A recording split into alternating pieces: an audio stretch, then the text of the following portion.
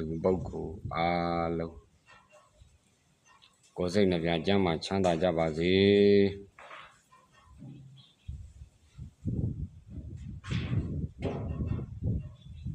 တိုင်းပြည်အုပ်ချုပ်မင်းလုံနေတဲ့ပုဂ္ဂိုလ်တွေမတရားသမျှတော့ဘလောက်ပဲဆူတောင်းပေးပြီးကျမ်းမာပါစေချမ်းသာပါစေလို့ဘလောက်ပဲပြောဘလောက်ပဲမေတ္တာပို့ဘလောက်ပဲဆူတောင်းပေးပြီးရမှာတော့မဟုတ်ပါဘူးနိဒန်းအရာဖွင့်ပြီးပြောဆိုခြင်းသာဖြစ်ပါတယ်သူယုံမာတွေရသူယုံမာအလုပ်လုပ်မှာပဲ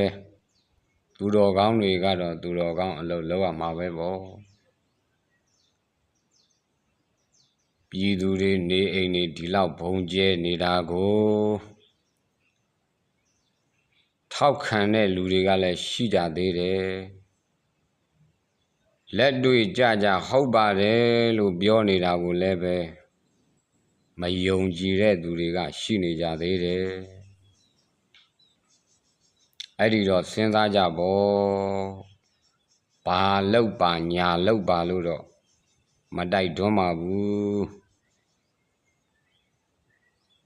စဉ်းစားချိန်တန်ပါပြီဆုံးဖြတ်ချက်ချချိန်တန်ပါပြီ